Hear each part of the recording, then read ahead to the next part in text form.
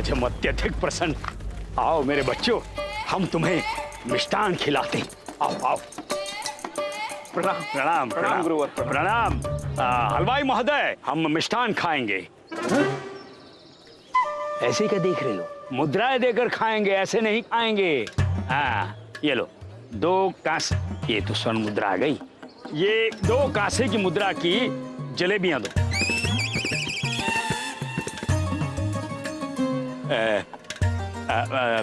धनी मनी, ये तुम दोनों के लिए है। लाइए लाइए गुरुजी। धन्यवाद।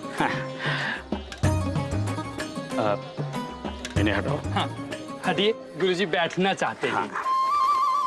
हम इसे कहाँ पर रखकर खाएंगे? रुकिए गुरुजी। ये लीजिए गुरुजी।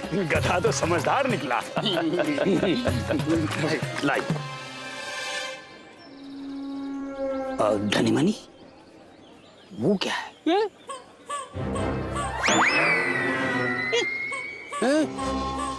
मेरे से पहले ही खा लिया। मैंने नहीं कहा। निकाल लिया। नीयत साफ नहीं है। खाओ खाओ मेरे बच्चों, खाओ। आनंद आ गया गुरुजी। जलेबी के लिए धन्यवाद गुरुजी। वैसे मान गया कि जितना आज क्या आपने पंडित रामकृष्ण को सबक सिखाया, इतना अपमानित किया गुरुजी, लज्जा के मारे जमीन में गड़ गया। सही कहा गुरुजी। ब्राह्मणों ने भोज का बहिष्कार तो किया ही, और अम्मा शारदा पंडित रामकृष्ण से कुपित हो गए। वही तो हम चाहते थे। पंडित रामकृष्ण के घर जितनी अधिक अशांति होगी, उतनी अधिक शांति हमारे हृदय में होगी। एक बात बताएं, पंडित रामकृष्ण ने जिस कौवे को पत्थर मारा था, वो कौवा तो उड़ गया था। ना जाने कहां से कोई मृत कौवा आकर वहां गिरा, और हमने उसे पंडित रामकृष्ण द्वारा मारा गया कौवा बना दिया। कौवा जो होता है पूर्वजों का प्रतीक होता है। हमने कहा कि पंडित रामकृष्ण ने अपने पूर्वजों के प्रतीक को मार दिया, पूर्वजों का अपमान किया। हमने सबको भड़काया और सब भड़क गए। बस हो गया हमारा काम। मान गए गुरुजी आपकी बुद्धि को। हमारे द्वारा लगाई गई अग्नि में पंडित रामकृष्ण की शांति, मान, सम्मान सब कुछ जलकर भस्म हो जाएगा।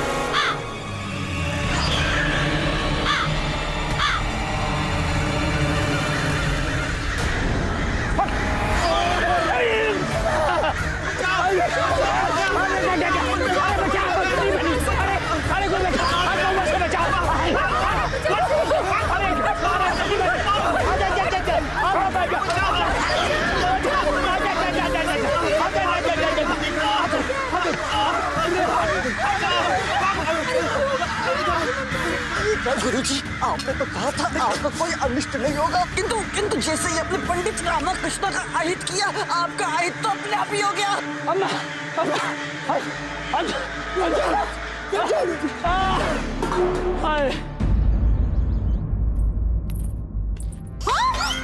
संभाल कर, हमने ये बैंगन और करेले के पापड़ विशेष रूप से महाराज के लिए बनाए हैं।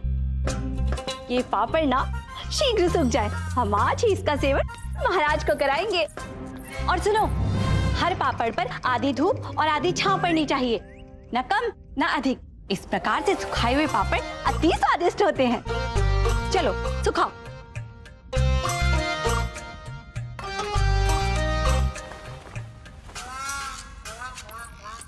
आधे पापड़ धूप में और आधे छांव में, समझे? और तुम भी अपने सारे पापड़ धूप में नहीं, आधे छांव में और आधे धूप में।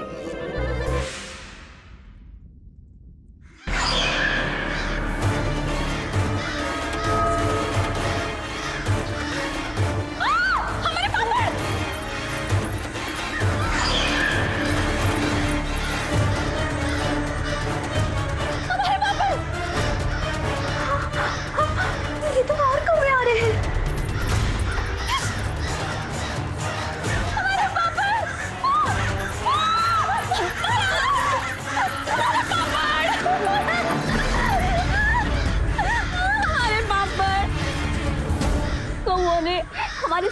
नष्ट कर दिए। महारानी तिरुमलम्बा, आप वहाँ क्या कर रही हैं? महाराज, हमने इतने जतन से आपके लिए स्वादिष्ट पापड़ बनाए थे महाराज, और इन कौवों ने सारे नष्ट कर दिए। इतने सारे कौवे, धन्य है। क्या कहा महाराज? निर्लज्ज है ये कौवे, इन्हें आप भोजन देती है और ये आपके पापड़ नष्ट कर रहे हैं।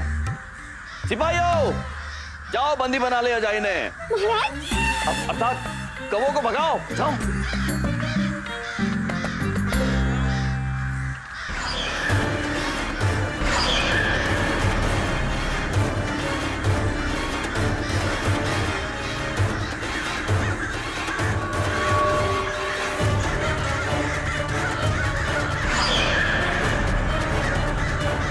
ये कौवे तो निर्लज्ज नहीं, निडर भी प्रतीत होते हैं। विचित्र है कुछ। स्वयं जाके देखते हैं। आप यही रुकिए, हम देखते हैं। जी महाराज। भगा दीजिए महाराज, सारे कौवे भगा दीजिए।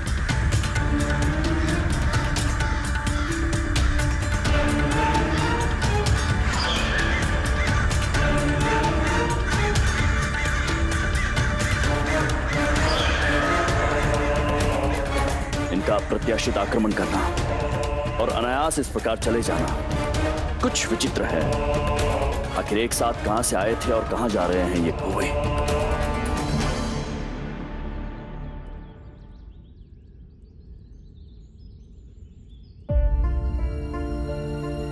अनजाने में ही सही, किंतु अम्मा और शारदों को दुख तो पहुंचाया है मैंने।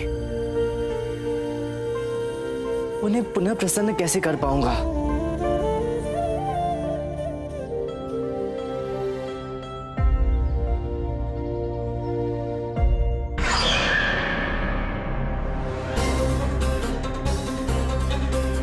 अरे, कौवों के समूह को इस प्रकार एक साथ एक ही दिशा में जाते हुए पहले कभी नहीं देखा।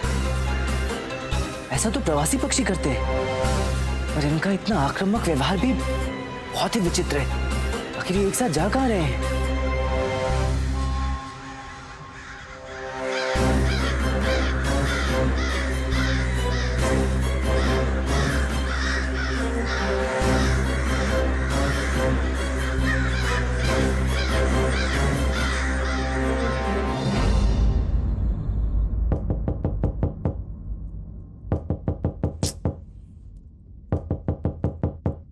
वो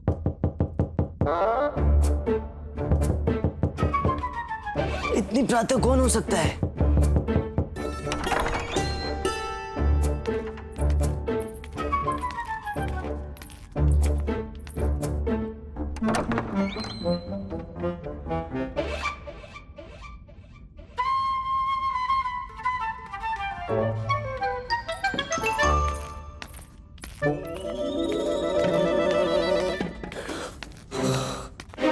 ओ भाई, इतने शीघ्र क्यों आ गए? अभी तो भोर भी नहीं हुई है। भोर होने के पश्चात कौन घर से बाहर निकलेगा पंडित जी? दुष्ट कौवे आक्रमण करते हैं।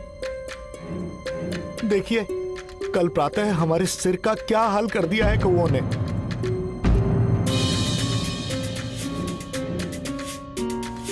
ये सब कौवों ने किया? कब आक्रमण किया था कौवों ने? कल प्रातः की बात थी। सुना अम्मा?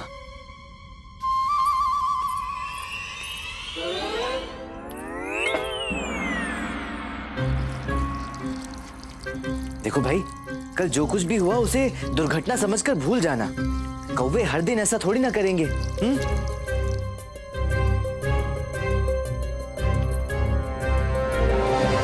अब तो तुम्हें भी समझ में आ गया होगा अम्मा कि कल जो कुछ भी हुआ उससे पिताजी की आत्मा का कोई संबंध नहीं था। अभी तो पिताजी की आत्मा को तो ये देखकर प्रसन्नता ही हुई होगी कि उनके पुत्र ने एक नन्हे से बालक के प्राणों की रक्षा की। क्योंकि मुझे ज्ञात है मेरे पिताजी भी सदैव दूसरों की सहायता के लिए तत्पर रहते थे, है ना? तू सत्य कह रहा है रामा। तेरे पिताजी सहृदय मनुष्य थे, सदैव दूसरों की सहायता करते थे।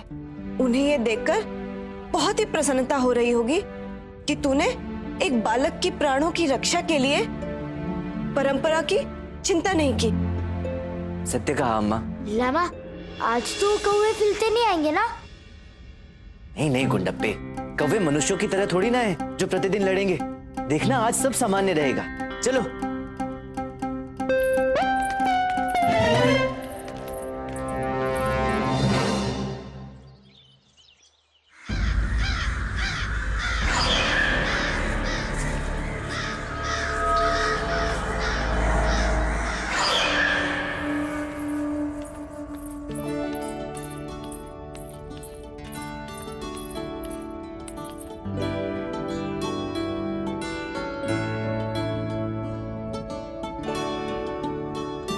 सूरज की किरणें सेहत के लिए लाभदायक होती है। अम्मा, मैं दरबार जा रहा हूँ, गुंडप्पे को गुरुकुल छोड़ता जाऊंगा, ठीक है?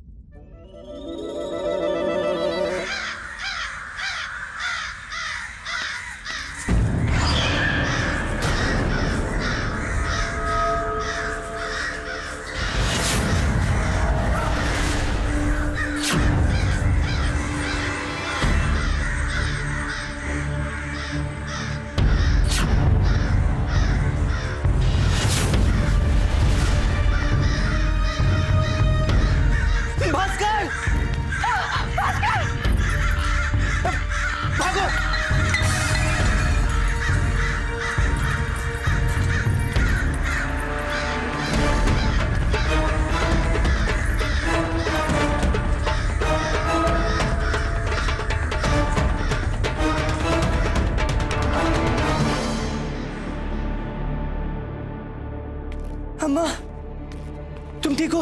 हाँ। भास्कर, ऐसे कौवे ने से कहीं चोट तो नहीं मारी ना? नहीं, परंतु आज हमारे भास्कर को कुछ हो जाता तो? प्रतीत होता है ये कौवे हमारे लिए आपातकालीन संकट बन गए हैं। ये बड़ा विचित्र व्यवहार है अम्मा। मुझे लगा था कि मात्र कल तक के लिए ये सब था, किंतु ये तो आज भी आक्रामक थे। कौवे पुणे आ गए तो हम अपने मायके चले जाते हैं। शारदा, इस तरह पलायन करेंगे तो पूरा विजयनगर खाली हो जाएगा। हमें संकट से व्याकुल होकर पलायन नहीं करना है, अपितु संकट को समाप्त करने के लिए कोई उपाय ढूंढना है।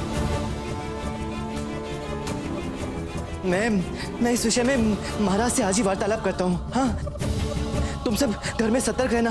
और गुंडप्पे, तुझे आज गुरुकुल जाने की आवश्यकता नहीं है। हाँ, घर पे ही रहे। तू बड़ा वीर आया जो दरबार जाएगा, बाहर कौवों से तुझ पे कोई संकट आ गया तो? अम्मा, मैं सतर्कता पूर्वक जाऊंगा, मेरी चिंता मत करो। तुम सब घर में ध्यान रखना। हाँ, मैं अपना ध्यान रख लूंगा, ठीक है? तुम सब ध्यान से रहना। हाँ, मैं आता हूँ। हाँ। गुंडप्पा, तू सारे खिड़की दरवाजे बंद कर दे।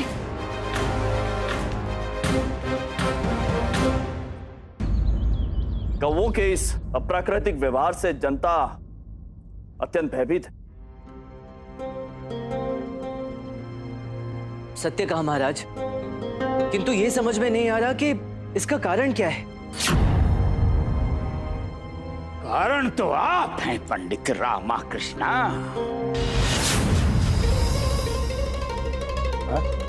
समस्त समस्या की जड़ आप हैं पंडित रामाकृष्णा। यह सब कुछ आपके कारण हो रहा है पंडित रामाकृष्णा। अग्नि प्रज्वलित हो चुकी है, अब घी डाल देते हैं। देखिए महाराज, कौवे ने गुरुजी को छेद दिया।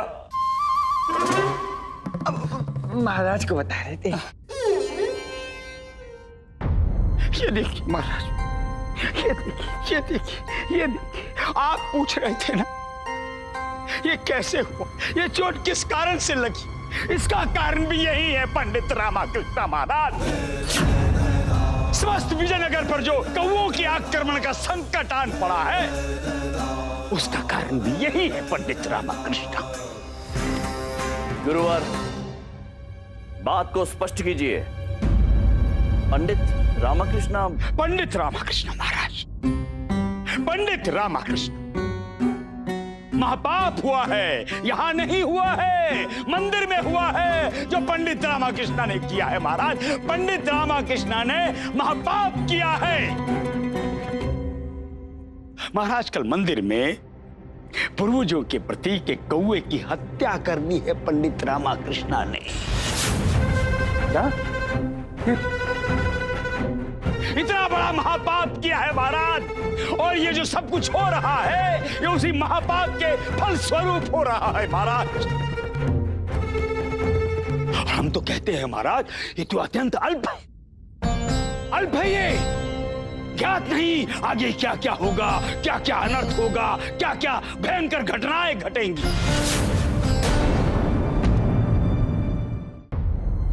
नहीं महाराज,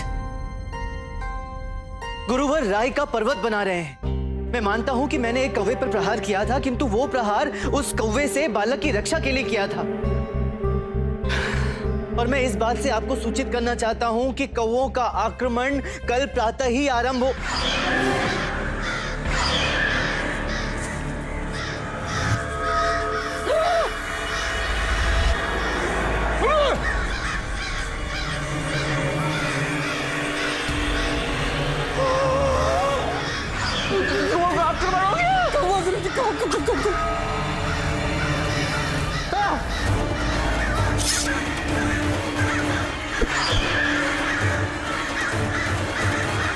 महाराज संभल के।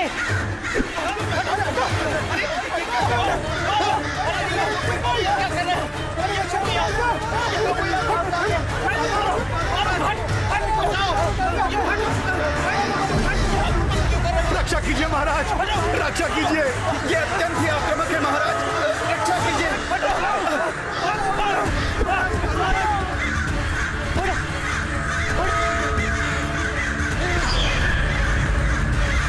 हे ईश्वर, इनकी रक्षा कैसे की जाए? कौवे तो आक्रामक हो रहे हैं। हे माँ, क्या अनर्थ होने वाला है?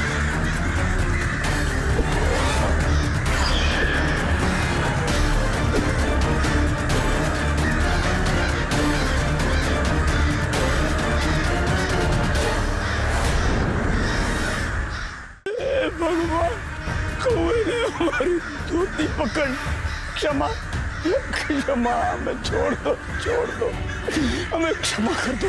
हम कभी झूठ नहीं बोलेंगे, किसी को मूर्ख नहीं बोलेंगे, धनी मनी को गधा भी नहीं बोलेंगे। छोड़ दो, क्षमा कर दो। धनी मनी, कौवे ने धोती पकड़ ली, छुड़ाओ हमें। अरे गुरुजी, आप तो अकारण ही क्षमा मांग रहे हो। आपकी धोती आसन में अटकी है, किसी कौवे ने चोंच में नहीं पकड़ी है।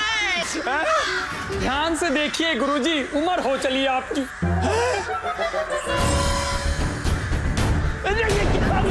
भगवान, अम्मा फिर काटा।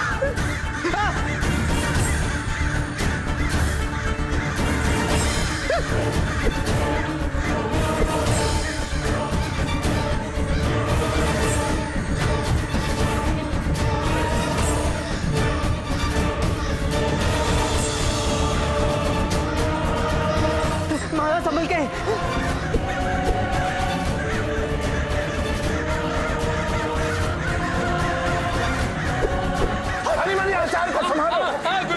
बचिए गुरुजी। हमारा आदेश है, अन्यथा हम अपनी दिव्य दृष्टि से भस्म कर देंगे। अरे तो कीजिए ना, कब करेंगे? हाँ? अपना तीसरा नेत्र खोलिए। अरे हमें अवसर ही नहीं दे रहे ध्यान केंद्रित करने का। काटते जा रहे। ये कौवे तो चतुर शिकारी की भांति व्यवहार कर रहे हैं। आखिर ये करना क्या चाहते हैं? महाराज, कहीं हमें यहाँ से बाहर तो नहीं निकालना चाहते?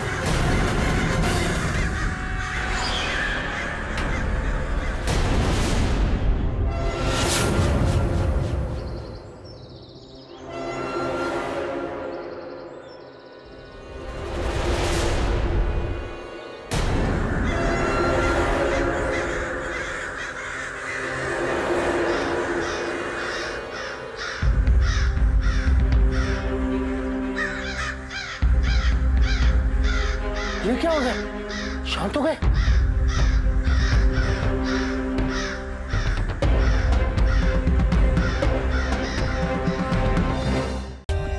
For more updates, subscribe to our channel, click the show links and enjoy watching the videos.